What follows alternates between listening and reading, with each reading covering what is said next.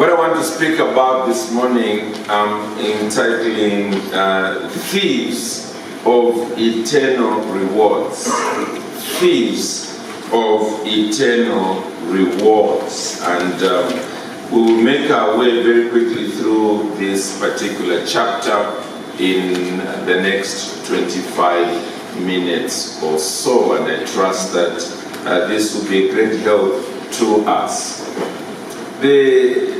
The thing about any person who goes into athletics is the fact that they go through a lot of training prior to the event itself. They miss out on parties, they miss out on activities that will add weight to their own bodies. And even finally, when they are on the racing track, for instance, they will let go of any extra clothing. They will be with a minimum, simply because their eyes are finally on the goal. They want, when the entire race is over, or whatever competition they are involved in, that they will end up on the podium, raising up in the air their trophy or whatever it is that will be the final award. And it ends up being worth all the sacrifice they went through in order to get there. And the issue ultimately is that it demands a lot of self-discipline. That's the main issue. It demands a lot of self-discipline. In other words, you have to learn to say no to yourself. That's really where the rubber hits the road. The ability to say no to yourself. Because something in you wants to enjoy the present at the expense of the end. And your ability to say no, keep your eyes focused on the end, is what ultimately matters. Well, that's what we see in this chapter. But before we get into it, the Sermon on the Mount can be divided really into at least 3 or 4 basic sections. It's one of the Lord's greatest or longest recorded messages in Matthew, Mark, Luke, and John. I think it competes fairly favorably with the upper room discourse that is found towards the end of John. And it's got the Beatitudes, which describe in poetic form what it means for us to become Christians. And then out of that, our Lord Jesus Christ makes the point that those who go through this are the salt and light of the earth. Having done that, he challenges his listeners to the fact that his new kingdom that was establishing was not one that was lowering the ethical standards that were there from the law, but in fact were not only upholding but bringing a higher level to it. And he speaks of it in terms of not abolishing the law of the prophets, but instead he is saying, unless your righteousness exceeds that of the scribes and Pharisees, you will never enter the kingdom of heaven. He gives a number of illustrations that end up this chapter, showing that he is bringing a Christianity or a form of religion that is a heart religion. That it begins from the inside and flows to the outside, and consequently brings about a greater level of spiritual life. As he comes into chapter 6, he changes gears. Changing gears not in terms of moving away from the heart. The heart is still the issue. But basically warning about the need for us to keep the heart in such a frame as not to lose the ultimate goal and reward in glory. And he captures it in one statement, and it's all in chapter 6 and verse 1. He says, beware of practicing your righteousness before other people. And look at this, the phrase there, in order to be seen by them. In order to be seen by them. For then you will have no reward from your Father who is in heaven. So the first thief of eternal rewards is the tendency of the heart towards what we might call ostentation. Ostentation. In other words, showing off. Showing off. That's the first thief of eternal rewards. And Jesus gives 3 examples there. 3 examples. One is in terms of giving to other people who are needy. The second is in terms of prayer. And the third is in terms of fasting. Those 3 areas are areas that our Lord gives as examples. We won't have time to read all of them, but the first one is from verse 2 to verse 4. The second is from verse 5 to verse 14, rather 15, and the last is from verse 16 to verse 18. What I want you to notice in each of these is this tendency of wanting to do something to be seen and then being reminded that the Father sees in secret. We see it over and over again. For instance, he says, verse 3 and verse 4, but when you give to the poor, do not let your left hand know what your right hand is doing, so that your Father, your giving may be in secret, and your Father who sees in secret will reward you. Or, as he goes on to speak about prayer, he says basically the same thing in verse 6. But when you pray, go into your room and shut the door and pray to your Father who is in secret, and your Father who sees in secret will reward you. And then lastly, in verse 18, beginning with verse 17, but when you fast, anoint your head and wash your face, that your fasting may not be seen by others, but by your Father who is in secret, and your Father who sees in secret will reward you. Now let's face it, our fallen natures enjoy attention, being the center of attention. Our fallen natures enjoy praise, human praise. And really, it is that which often takes away from us our eternal investment. Because as you seek the praises of human beings, that ends up being your goal. And all Jesus is saying here is this: they've now praised you, you've got your goal. That's what you wanted, you've got it. So why should God in heaven also reward you when that was the furthest thought in your mind? What your heart wanted is what is in the immediate, and you've got it. So that's the first thief of eternal rewards. It's ostentation. The world glories in it. The world chases after it. But hey, let's understand, because that's all they have. It is in this life.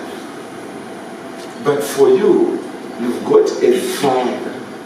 Keep your mind on Him, who is in heaven. You should look forward to that day when He will say, well done, good and faithful servant. Keep your heart on that. The second thief of eternal rewards that Jesus warns about is greed. Greed. That is the worldliness that's constantly wanting to accumulate things to oneself. And that's what it deals with here in verse 19 down to verse 24. Since it's a shorter passage, I will read a little bit more of it. It says in verse 19, "Do not lay up for yourselves treasures on earth, where moth and rust destroy, and where thieves break in and steal. But lay up for yourselves treasures in heaven, where neither moth nor rust destroys, and where thieves do not break in and steal." Notice the issue of the heart here. For where your treasure is, there your heart will be also. The point there is what is called an opportunity cost. In a sense, it was the same with respect to ostentation. That as I am busy wanting the praises of fellow human beings, I'm losing out on being busy wanting the praises of God. More so with respect to actual financial gain. Those of you who've ended up with an opportunity to invest money will realize that that's often the kind of process you have to go through. You've landed perhaps with an inheritance from parents, or you've ended up with a gratuity that's a little more than what you need per month, and you sit down with your spouse, perhaps with a financial advisor, and you say, "We've got this money, where can we put it for the highest yield?" Why are you doing that? It's because you realize that it matters where you put that money. Because if you put it in one form of investment, you definitely have not put it in another. It's a choice that you have to make. Now, often financial advisors will say to you, spread it out. And that way you are spreading the risk. Well, Jesus is saying here, with respect to eternal rewards, you don't even have to think about spreading it out. There is one place where it is absolutely safe, and you will find it multiplied 30-fold, 60-fold, 100-fold. And it's in heaven. It's in heaven. And so therefore, as the Lord is blessing you, you are not making wealth an end in itself. Rather, what you are doing is you are investing into God's kingdom. You are, to borrow this phrase in the book of Proverbs, you are lending to the Lord by giving to the poor. And the Lord will never be a debtor to anyone. You will find it multiplied for you in glory. The opportunity cost comes out especially in verse 24, when it says, "No one can serve two masters, for either he will hate the one and love the other, or he will be devoted to the one and despise the other. You cannot serve both God and money." It's impossible. The moment your mind is absorbed with only one thing, to be rich, to be rich, to be wealthy, to be wealthy, what you're doing is you are losing out on being wealthy towards God. Remember the parable of the rich? The rich? Thank you. The rich fool.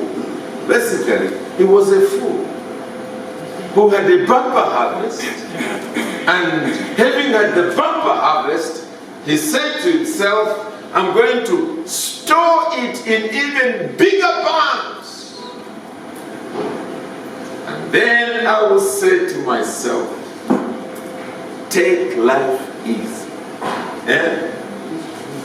Take life easy. And just enjoy this wealth that you've accumulated.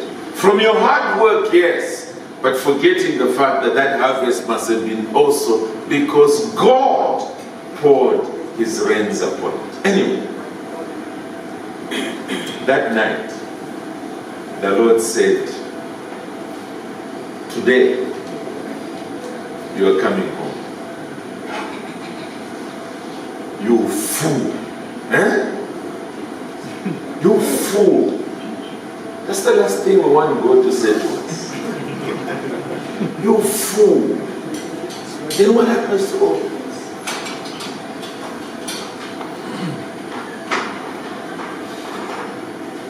All of us need to be wary of that phrase, greed. We all need greed. I have a friend who's a businessman in South Africa. We invited him to come and speak to individuals in our church who are in the realm of business. And he had a phrase. He said that I learned it earlier on. And he said that it's to make a circle around my life. That this is the standard of life I want to live by. Me, my children, my wife, and so on. And he's a businessman. And he said, that's the circle. And when the Lord blesses me in such a way that the blessings don't fit into that circle, they overflow, then it's for others. He said, that's been my principle. And he said, and that's over many years. And he said, well, once in a while, I open that circle, to bless yourself a little bit. But yeah, I go back again and close it. And if there's anybody I know who's a personal friend, who's in business, who is generous beyond measures, but it's because he's taken care of his family, the needs and everything. At one time, for instance, his company, they bought him a brand new Mercedes-Benz. Brand new. He says, I drove it for one day. I packed it. And I said, look, guys, my previous one has been good enough. You can keep it. And they just had to sell it off again. But his company was doing well. But he was saying, I have made myself. And therefore, want to be a blessing. And in South Africa, he runs the best school for the deaf and dumb, opened by Nelson Mandela himself. He pours his fortune into that. And the first medical student who ever graduated in the history of South Africa who's deaf was from his school. Sylvester. Imagine what's waiting in glory. That's the challenge that we have here. Learning to say, this is where I will live. This is how I will live. If the Lord blesses me beyond this, I want it to be an investment into his kingdom. So that I am serving God with my money rather than trying to save money and using God to that end. Very quickly before I go into the third, remember what we were learning yesterday about those who see religion as a means to financial gain. And that's something that we are being warned about here. We need to be constantly aware of by saying to our hearts, no, no, no. Otherwise, we'll end up chasing the never satisfying world of wealth. Thirdly, and lastly, a more subtle thief of eternal rewards that's also to do with our hearts is anxiety. Or let's use another word, worry. Worry. It's also an opportunity cost. Jesus puts it this way, verse 25. Therefore I tell you, do not be anxious about your life, what you will eat or what you will drink, nor about your body, what you will put on. The problem with worrying is the fact that it drains you of the energy, the nervous energy that you ought to be throwing into actual activity that in the process will be fruitful. That's the way in which it is a major opportunity cost. I don't know whether you've ever come across individuals who are like that. They are still going through school, and then they come to you and they're really worried. They say, oh, what's the problem? They say, no, I don't know whether I'll ever get a job. Friend, you've got quite a number of stages to cross before you even begin to process this. Think about your exams now, not whether you get a job afterwards. No, I don't know whether I'll ever get married, because I've got older sisters and they're not married yet. Maybe even me, I won't get married. And the person who's talking is just finished primary school and is going to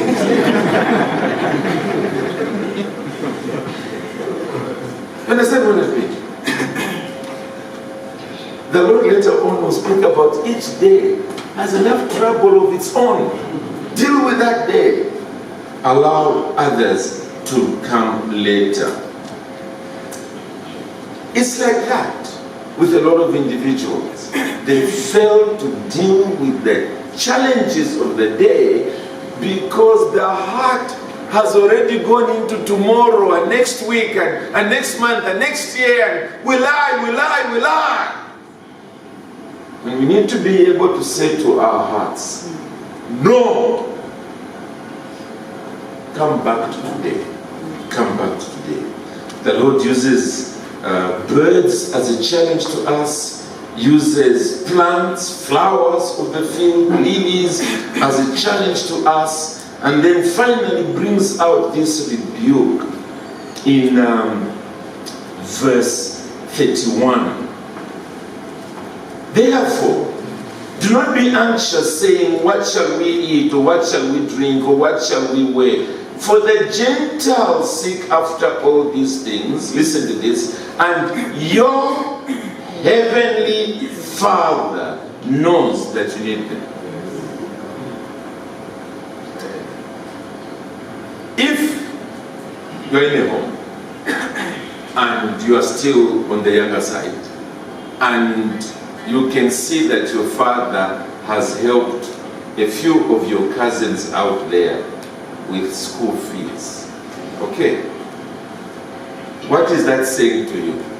When we were chatting with the brother a few minutes about this. What is that saying to you? That he will take care of your school fees when it's time for you to get to college, isn't it? Yeah. Because you've seen him helping a few cousins of yours over there. It's the same with us. Surely, if God is feeding birds, clothing, flowers,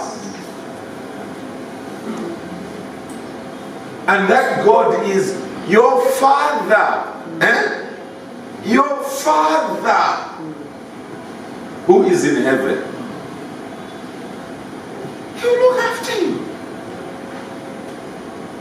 And here you are worrying about college fees. You're still in primary school, college fees. When you've seen what your Father is doing, say to your heart, no.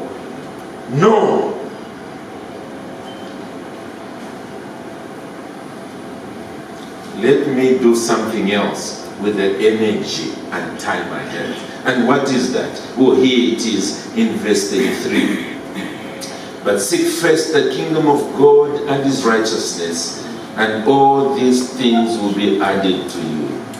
Therefore, do not be anxious about tomorrow, for tomorrow will be anxious for itself. Sufficient for the day is its own trouble. Our Lord takes, well, he wasn't speaking in chapters, but we have a whole chapter here. He takes an entire chapter to address something that is important. And it is about eternity with respect to time. And basically all he's saying to us is this, that it's possible for you to get saved, have a lot of opportunities in life, and arrive in heaven with nothing to show for it. And in a sense, we'll still be celebrating, isn't it?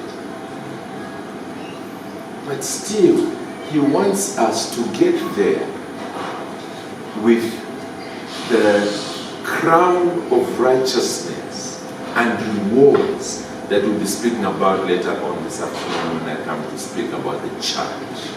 He wants us to get there and be able to celebrate the rewards when he says, well done, good and faithful servant. Look at what you did with the talents I gave you. Look at what you did. I'm going now to multiply that on you. But for that to happen, it's not wishful thinking that will bring it about. It is for us to guard our hearts. To guard our hearts. And he's given us these three areas that we should guard our hearts about. Number one, ostentation. Trying to get attention and praise for ourselves. Number two, greed for worldly gain. And number three, worry, anxiety. Learn to say no to your heart in each of those areas, and may God bless us all. Amen.